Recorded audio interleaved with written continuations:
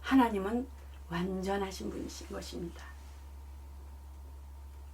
어떤 존재가 어떤 또 사물이 그 사물로서의 기능과 가치를 가졌을 때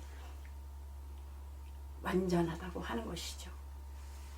소는 소로서의 완전, 돼지는 돼지로서의 완전, 말은 말로서의 완전, 그 동물의 모든 것들이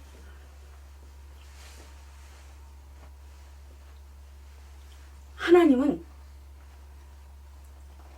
온전하십니다. 완벽하다. 또한 틈이 없다. 모든 아쉬움이 없이 무엇에든지 완전하신, 모든 존재 가운데 온전하신 이는 하나님 한 분뿐이라는 것입니다. 그래서 하나님만이 쓰이는 그 온전함이 되는 것이죠. 하나님은 시작하신 일을 또 완성하시는 아버지이신 것입니다. 처음과 시작과 끝이 되시는 분이시죠. 그래서 아버지는 영이시며 말씀이시며 점으로 시작하지만은 끝나는 것도 온전히 완전한 온전한 하나님이시라는 것입니다.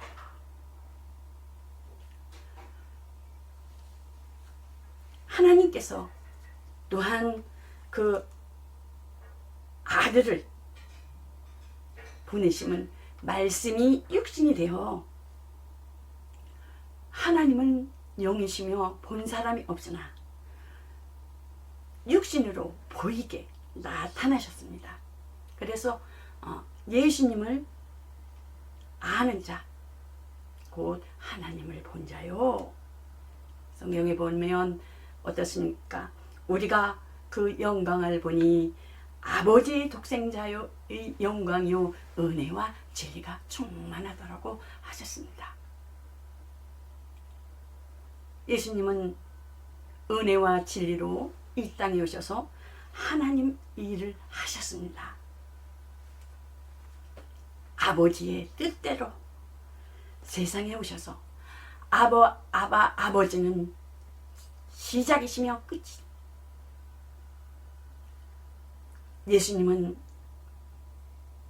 만유, 곧 나와 아버지와 나는 하나다라고 말씀하시는 것을 볼 수가 있죠. 예수님께서 또 세례를 받으시고 요단강에서 고운 물에서 올라오실 때 하늘이 열리고 하나님의 성령이 비둘기같이 내려 자기의 임하심을 보더니 어떻습니까? 하늘에서 소리가 있어서 말씀하시되 이는 내 사랑하는 아들이요 내 기뻐하는 자라. 곧 하늘에서 소리가 있어. 하나님 아버지가 또한 아들을, 예수 그리스도는 독생하신 아들이라는 것을 내 아들이요, 또 성령이 비둘기같이 내려 예수님 위에 임하셨습니다. 그래서 여기에서 보면은 요한복음, 마태복음 3장 16절에 보면은 성부와 성자와 삼위 일체 하나님 한 분이신 것을 볼 수가 있습니다. 삼위 이격이시며 한 분이신 것을 나타나는 것을 볼 수가 있습니다.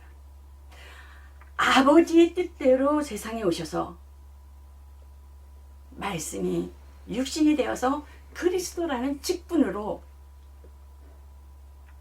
피 흘리셨습니다. 창세기 보면은 4장 5절에 보면 어떻습니까? 가인과 아벨이 하나님 앞에 제사를 드리는 것을 볼 수가 있죠. 아벨의 제사는 받았습니다. 그러나 가인의 형의 제사를 안 받았을 때 형은 어떻습니까? 그 아우의 제사를 받은 것에 의하여 그 시기와 그 분이 가득하여서 그 아우를 해칠 생각을 하는 것을 볼 때 하나님께서 찾아오셔서 제가 네 문 앞에 드리었으니 너는 죄를 다스릴지니라 하셨습니다. 그럼에도 불구하고 그는 그 창세 전에 첫 번에 그 죄를 아담이 죄를 졌지만 아담의 그 열매로 인하여 죄를 짓는 것을 볼 수가 있습니다.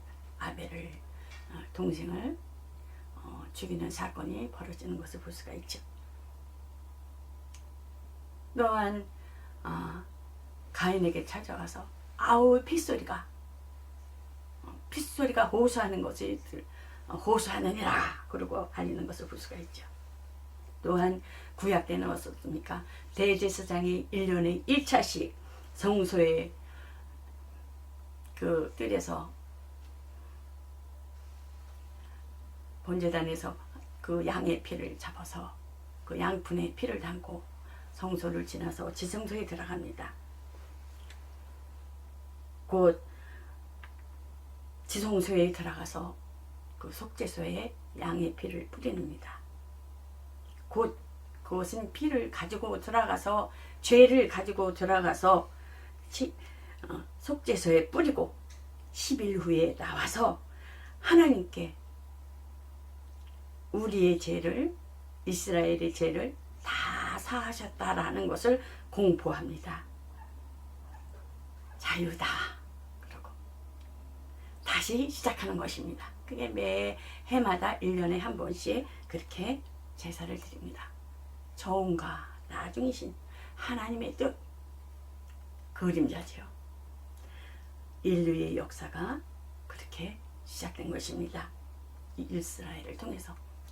이스라엘을 통해서 이스라엘 하나의 그 하나님의 축소판이라고 볼 수 있죠. 하나님의 일을 하는 데 있어서 이스라엘을 보면은 그 너희를 그 시대와 때를 알라고 말씀하는 것을 볼 수가 있죠. 예수님께서는 그 그리스도의 직분을 가지고 오셔서 고난을 당하시고 고통 당하실 때 그 십자가를 지시기 이전에 나의 하나님 나의 하나님 그렇게 호소하시는 것을 볼 수가 있습니다. 그것은 곧 그 핏소리의 들림이라는 것입니다. 말씀이 진리이며 하나님이 핏소리이며 그 피는 생명이 있다라고 하셨습니다. 내 말은 영이요 생명이라. 십자가의 고난까지도 받으시고 계명으로 받으셔서 낮아지셔서 겸손으로 오셔서 또한 사람 앞에는 온유함으로 그 은혜와 진리의 일을 감당하심으로 제자들을 삼고 또한 저는 내 사랑하는 아들이고 기뻐하는 그 일들을 아버지 일을 하여 하심으로 말미암아 마침내 그 일을 다 하시고 하나님이 기뻐하시고 사랑하는 일을 다 마치시고 부활 승천하시는 것을 볼 수가 있죠. 사도행전 1장 9절에 보면요. 부활 승천하시기 전에 먼저 이 말씀을 했어야 되는 건데 예수님께서 뭐라 하셨습니까? 오직 성령이 너에게 임하시면 권능을 받고 예루살렘과 온 유대와 사마리아와 땅끝까지 이르러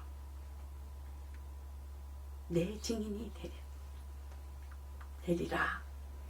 복음은 전하는 일들을 성령이 임하심으로 신약의 성령이 임하심으로 예수님이 하신 일을 예수 그리스도의 남은 고난을 교회에 임하는 것을 볼 수가 있습니다.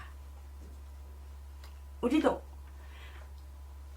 하나님께서, 영이신 하나님께서 저는 내 사랑하는 자요 기뻐하는 자라, 예수님이 그 세례를 받으실 때 하셨던 그 사랑과 기뻐하는 일들을 예수님께서 하신 것 같이 우리도 겸손하여서, 겸손은 그 뭐겠습니까? 순종이라는 것입니다. 순종하여 또한 사람 앞에 온유함으로, 참고 인내함으로 하나님이 기뻐하시는, 사랑하는 자요 기뻐하는 자가 되시길 바랍니다. 어떻습니까? 교회 내 안에서도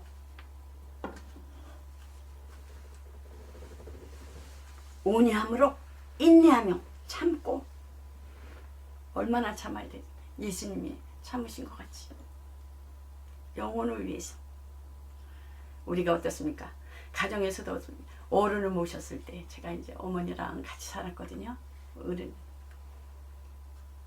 화가 나도 할 말을 못해요. 막 속이 썩지요. 그래도 어떻습니까? 자식이 보잖아요. 내만 참고 내가 조용하면은, 견디면은 다 조용하는 거잖아요. 또 어렸을 때 어떻습니까? 제 어머니가 이제 5남매 애를 낳고 우리 아버지가 저 2살 때 돌아가셨는데 종갓집으로서 할아버지도 모시고 그러는데, 땡볕에서 일하는 어머니가 저는 땡볕에서 엄마 곁에서 있는데 얼마나 우는지. 그러니까 엄마가 너랑 나랑 죽자, 너랑 나랑 죽자 그러잖아요. 그렇게 참고, 옛날에 부모님들은 참 참고 인내하고 살으셨어요. 참고, 성도들한테 참고, 가정에선 또한 인내하고 참고 먼저 십자가를 진 자들이 그래야지 열매를 맺는다는 것입니다.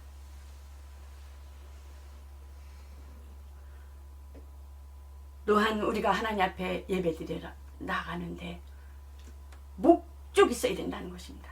겸손함으로, 순정함으로 이 예배드려 나아가는 것이 누구한테 하나는 것이냐는 거예요. 하나님은 상한 심령을 찾으시는데 회개하는 자를 찾으시며, 하나님이 예배하는 곳에 어떤 말씀을 하시는가 집중하라는 거. 하나님과 나와의 직접 대면이라는 것입니다.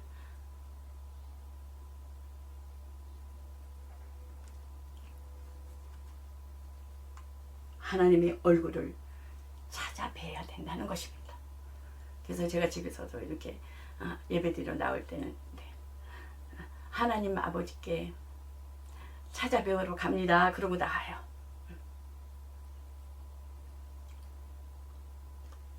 신령과 진정으로 예배드리러 나아가는 자를 찾으신다고 하셨습니다. 말씀 속에서 목적 있는 예배, 그 말씀이 하나님이신데 어떠한 말씀을 하시나?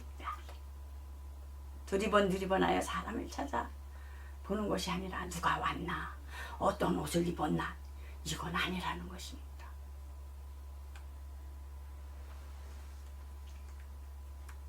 구약 때 하나님 앞에 제사를 드릴 때 철두철미하게 드렸잖아요. 온전하신 예수 그리스도 하나님의 아들이 오신 그 예배는 어떻게 더욱더 온전하게 드려야 된다는 것입니다. 목적이 있어야 된다는 거예요. 예배 최고로 깨끗한 옷 입고 최고로 정갈하게 하고 하나님 앞에 양을 드릴 때 어떻습니까? 온전하게 잡아서 흠이 없고 없는 것으로 온전하게 하나님 앞에 드리듯이 나를 온전하게 하나님 앞에 들여나가야 된다는 것입니다. 지금은 성도들을 위하여 성령을 보내셔서 이 땅에서는 지상에 예수님께서 오셨을 때는 예수님이 제자들과 함께 있을 때는 예수님 보혜사예요. 그러나 예수님께서 이 땅에 오셔서 일을 마치고 가시면서 내가 떠나가는 것이 이익이라. 내가 떠나가면 아버지께 구하여 성령을 보내주리라.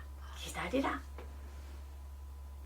그러므로 곧 성령이 보내시면 유익하게 하면 하나님의 일을 하기 위해서 예수 그리스도의 남은 고난을 채우기 위한 성령의 보내심이라는 것입니다. 기억나게 하시고 생각나게 하시고 성령은 곧 내 안에서 말씀이 살아 역사하셔서 나를 복종시키며 하나님의 사랑, 예수님이 그 사랑, 이 땅에서 사복음서를 통해서 나타나신 그 사랑, 희생을 우리에게 요구하는 것입니다. 성령이 그러한 역할을 하시는 것입니다.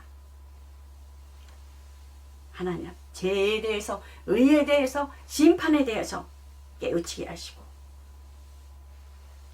하나님 앞에 나를 쳐서 복종시키는 자가 또한 성령께서 일하시면서 성령의 역사가 나타나는 것입니다. 증거가 나타나는 것입니다. 진리를 가르쳐 주시며 예수님은 곧 가셔서 성령을 보내주셔서 그 예수님과 함께 영원한 나라에 거할 자를 돕고 계신다는 것입니다. 너희는 마음에 근심하지 말라. 하나님을 믿으니 또 나를 믿으라. 내 아버지 집에 거할 곳이 많도다. 내가 너희를 위하여 처소를 예비하러 가노니 가서 너희를 위하여 처소를 예비하면 내가 다시 와서 너희를 내게로 영접하여 나 있는 곳에 너희도 있게 하리라. 잔치지요. 하나님의 잔치지요. 있게 하리라. 그러므로 지금은 은혜 받을 만한 때요 구원의 날이니 은혜 받을 만한 때요 구원의 날이니 지속이 되는 것이 아니라는 것입니다. 지금 기회가 지나면은 무서운 심판이 기다리고 있다는 것입니다. 은혜 받아야 된다. 지금 내가 살아있을 동안에 육체는 태어날 때가 있어도 갈 때는 하나님 앞에 있을 때는 차례가 없습니다. 어느 날 어느 시에 부르면 가야 되는 것입니다. 그러므로 나의 사랑하는 자들아 너희가 나 있을 때뿐만 아니라 더욱 지금 나 없을 때에도 항상 겸손하여 순종함으로 순종이 어리면 복종이라도 하라는 것입니다. 두렵고 떨림으로 구원을 이루라 하는 것입니다. 예수님께서는 육체에 계실 때 하나님의 아들이시면서도 죽음에서도 능히 구원하실 하나님 아버지에게 심한 통곡과 눈물로 간구와 소원을 올렸습니다. 그러므로 그의 경외하심으로 인하여 곧 그것은 무슨 핏소리와 그 간구와 소원, 눈물의 통곡이 핏소리 그것을 하나님께서 들으셨다는 것입니다. 그러므로 예수 그리스도께서 온전하게 되었은즉 또한 예수 그리스도 앞에 그 이름으로 예수님은 하늘에 가셨지만은 믿고 순종하는 모든 자에게 영원한 구원의 근원이 되시고 하나님 앞에 창세기에 있죠.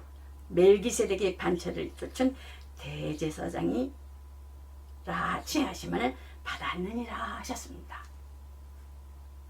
그래서 깨어 있어서 자기 영혼을 돌아봐야 된다는 것입니다. 우리가 영혼은 보이지 않지요.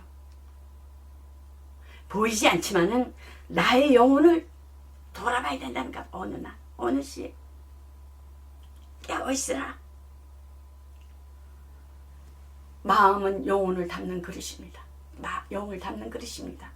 나를 육체를 쳐서 나를 복종시킴으로 하나님 앞에 나와서 목적 있는 예배를 드리고 그 예배를 드림으로 하나님께서 말씀하신 그 경책과 교훈과 책망과 나의 돌이킬 것 상한 심령에 대해서 회개함으로 하나님 앞에 내 영혼을 하나님 앞에 드림으로 내 영혼을 지켜나가야 한다는 것입니다. 에덴 동산에서 어떻습니까? 선악을 알게 하는 나무를 열매를 먹지 말라 아담에게 명하셨습니다. 그러나 연약한 하와에게 다가오는 것을 볼 수가 있습니다. 너도 하나님 같이가 될 수 있어. 그러니 하와는 눈으로 보암직도 하고 먹음직도 하고 탐스럽기도 하여 그 먹은 거 먹고 자기 그 남편인 아담에게도 주어 죄를 범하는 그러한 일들을 범하는 것을 볼 수가 있습니다. 또한 하나님께서 아담에게 찾아와서 내가 먹지 말라 하는 그 선악을 알게 하는 나무를 왜 먹었느냐? 왜 불순종했느냐? 라고 했을 때 내 뼈 중에 뼈, 살 중에 살이라는 그 하와의 말을 듣고 내가 먹었습니다. 핑계를 대죠. 또 하와에게 나와서 너는 왜 그 나무를 먹지 말라 했는데 왜 저에게도 남편에게도 줬냐? 그러니까 뱀이 먹으라 해서 눈으로 보암직도 하고 탐스럽기도 하여서 먹었습니다. 그랬을 때 어떻습니까? 그는 정죄, 고발하는 자가 되는 것을 볼 수가 있습니다. 그래서 여자의 후손을 통해서 그 하와를 통해서 뱀은 동물이 그렇게 끔찍스러운 동물이 아니었다고 해요. 그러나 그 속에 들어가서 보이지 아니하는 그 마귀가 들어감으로 인하여 저주를 받게 되는 것을 볼 수가 있습니다. 저주는 그 하와로 인해서 저주를 받은 것이 되는 것이죠. 하와가 고발함으로. 그러므로 하와는 곧 산자의 어미가 되어서 원수가 여자의 후손이 원수가 될 것에 대해서 머리를 상하게 하고 발등상을 상하게 할 것이다. 머리를 깨고 그런 말씀을 하시는 것을 볼 수가 있죠.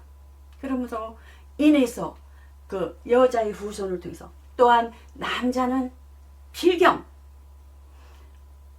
말씀에 불순종함으로 땀을 흘려야 열심을 내야 너 육신을 먹고 살아야 되는 것에 하나님께서 그러한 불순종에 대해서 또한 그 하와에 대해서 그러한 처벌을 내리시는 것을 볼 수가 있죠. 그러므로 곧 우리가 육신을 가진 것은 하나님 앞에 땀을 흘려야 되는 것이고 땀을 흘려야 되는 것은 뭐겠습니까? 하나님의 자녀로서 하나님께서 맡겨준 직분자로서 하나님께서 주신 달란트를 가지고 주신 것에 대해서 열심을 내 땀을 흘려야 된다는 것입니다. 또한 산자의 어미 하와는 통해서 그 여자의 원수가 되어서 그 여자의 후손들로 원수가 돼서 공격을 한다는 것입니다. 어디를? 우리 영혼에 대해서 마귀는 적극적이고 공격적으로 시험을 들게 한다는 것입니다. 우리들에게 여자의 후손들의 믿음에 그 여자의 후손을 통해서 그래서 시험에 들게 하지 마옵시고 악에서 구하옵소서. 악한 자에게서 구하옵소서. 태만하고 예수를 믿으면서도 태만하고 게으른 자들에 대해서는 공격하지 않습니다. 그러나 깨어서 기도하는 자들에게는 끊임없이 공격한다는 것입니다. 거기에 공격하는 것에 대해서 속아서 넘어지지 말아야 된다는 것입니다. 적극적으로 기도로 공격하고 말씀으로 공격하고 믿음에 굳게 있어 불화살로 하나님의 권세 있는 자로 선제 공격을 해야 된다는 것입니다. 방어만 했어도 안 된다는 것입니다. 마귀는 적극적 공격적으로 원수를 여자의 후손으로 원수를 여긴다는 것입니다. 사람 속에 귀신이 들어와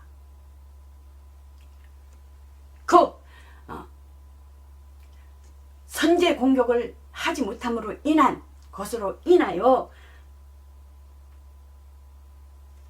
기도하지 아니하고 진짜 깨어 근신하지 않았을 때는 원수가 공격하여 일곱을 가지고 더 들어온다는 것입니다.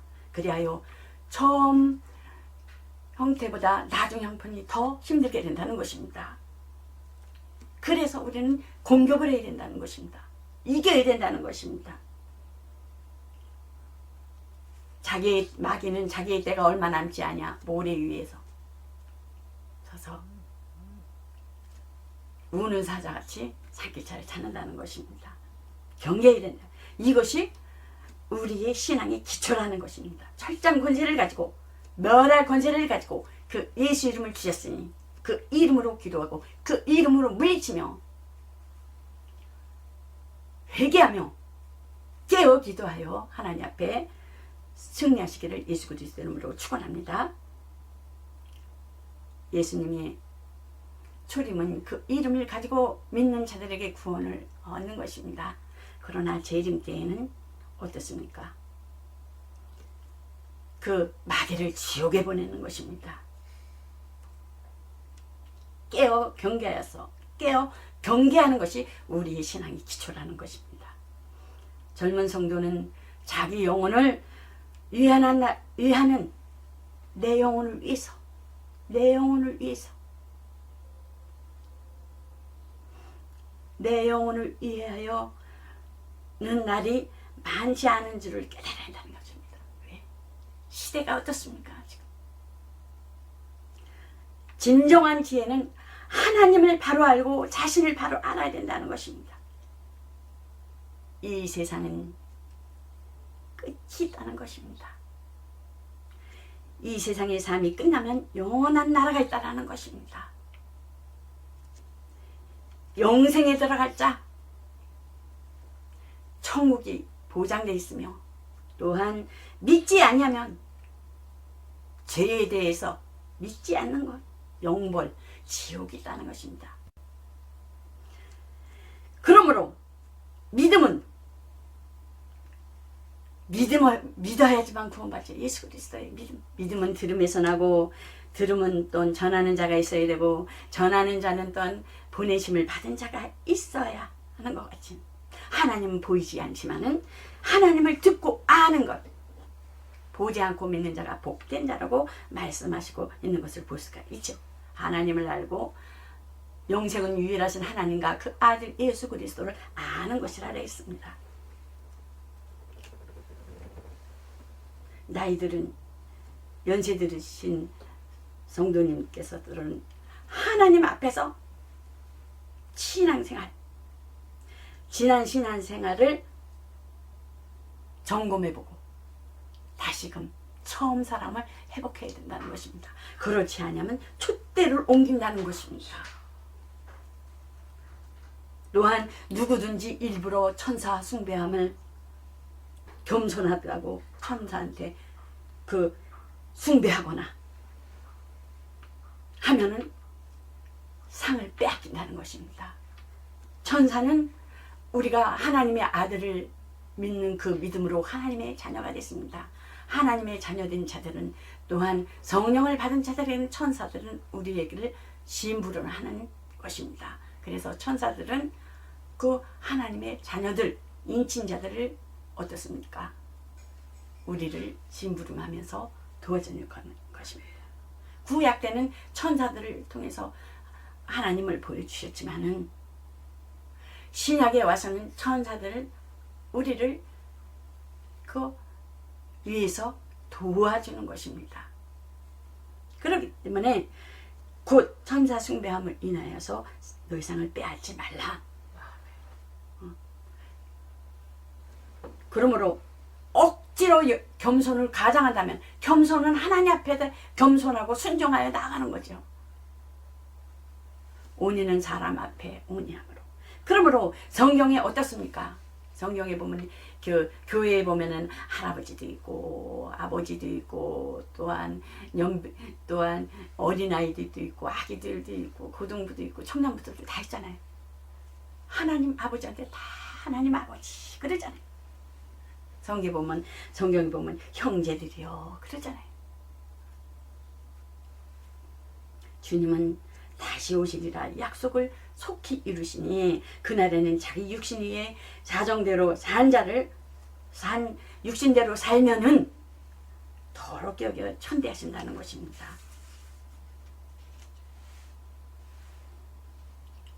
천국잔치에 초대받은 예수님은 어떻습니까? 하나님 나라에서 그 잔치를 맛볼 수 있는 자에게 대해서 비유를 들어 말씀하는 것을 볼 수가 있어요. 어떤 사람이 잔치를 배설하고 그들은 잔치를 할 때 종들을 보냅니다. 이런 그 날짜에 이런 잔치가 있습니다.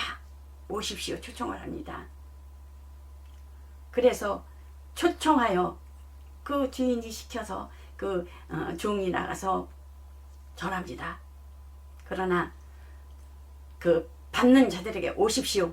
잔치를 배설했으니 오십시오. 같이 즐거워하고 잔치에 같이 참석하십시오. 그러나 나는 밭을 샀음에 불갑을 내가 가봐야 할 것이고 거긴 못 간다.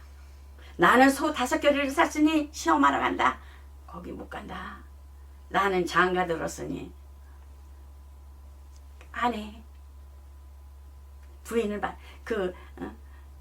기분을 맞춰줘야 되지 않겠냐. 나는 거기를 못 간다. 모두가 사양하자 주인은 다시 종에게 가서 사거리로 가서 가난한 자들, 병든 자들, 소경들과 저는 자를 데려와라. 내 집을 채우라. 명령하시는 것을 볼 수가 있습니다. 천국의 잔치는 계획대로 지금도 하나님의 계획에 의해서 하나님의 뜻에 의해서 진행되어 가고 있습니다. 복 있는 자는 오로지 하나님의 초청에 순종해야 된다는 것입니다. 그것이 겸손이라는 것입니다. 삶에 얽매게 되면은 하나님보다 더 사랑하는 것이 있다면은 불응할 때에 악하고 게으른 종아 곧 울며 이를 감이 있으리라는 것입니다. 그러나 그 약속하신 대로 순종하며 겸손하여 순종하여 나아가는 자들은 착하고 충성된 종아 하나님과 예수님과 같이 그 칭찬받을 자리에 있게 된다는 것입니다. 분명 하나님은 약속하신 대로 보상하신다는 것입니다. 그러므로 성도는 교회 안에서 또한 모든 일에 주님께 하듯 복종함으로 인내함으로 오래 참음으로 온유로 하였을 때 내 영혼에 기쁨이 있고 감격이 있고 감동이 있고 하나님의 사랑과 관심이 나의 모든 언어 심사에 있어서 책임져 주시는 것입니다. 또한 흘러가는 것입니다. 성령은 성령 충만은 흘러 넘친다고 하죠. 또한 성도들은 사역자들에게 그 수고를 인정하고 알아줘야 한다는 것입니다. 근심이 되게 드려야 되지 않아야 된다는 것입니다. 근심하게 하고 사역자들에게 걱정하게 하고 하는 것은 자기에게 유익이 없다는 것입니다. 주님께 하듯 하라는 것입니다. 종일 기쁨은 어떻습니까? 뭐든지 해주고 싶고 기도해주고 싶고 그렇잖아요. 예수님이 하나님의 사랑을 만져요. 기뻐하는 자라 하듯이 흘러가는 거. 교회 안에서도 진짜 교역자들에게 사랑받는 자, 기뻐하는 자로 하였을 때 어떻습니까? 그 사랑이 예수 그리스도 안에서 하나님의 사랑을 받는 복의 비결이 되는 것입니다. 복의 비결이 되는 것입니다. 주님은 속히 오십니다. 지금은 깨어서 그날을 준비하십시오. 그러므로 우리는 다른 이들과 같이 자지 말고 오직 깨어서 근신을 할지니라. 빛에 속한 사람으로 언행심사에 상가에 조심하고 저는 이렇게 기도합니다. 새벽에 하나님 언행심사에 내 말하는 것과 마음 쓰는 것과 생각하는 것과 그 모든 것에 있어서 행동하는 것에 파수꾼을 세워주십시오. 왜요? 하나님의 도우심이 없이는 재질밖에 없어요. 의인은 없느니 하나도 없다고 했잖아요. 재질밖에. 그러므로 저는 기도하는 것입니다. 성도는 항상 재림의 때를 생각하며 하루하루에 근신하시기를 바랍니다. 매시 영적 긴장 가운데서 살아야 된다는 것입니다. 깨워서. 그러므로 지금은 육신으로 인한 생각과 삶에 돌이켜야 할 때입니다. 그러므로 화평교회와 예배드려 나아가는 모든 여러분들에게 그 예배를 통해서 주께 받은 은혜에 젖어 사는 자들이 되어서 주님을 맞을 기쁨의 삶을 누리시기를 바랍니다.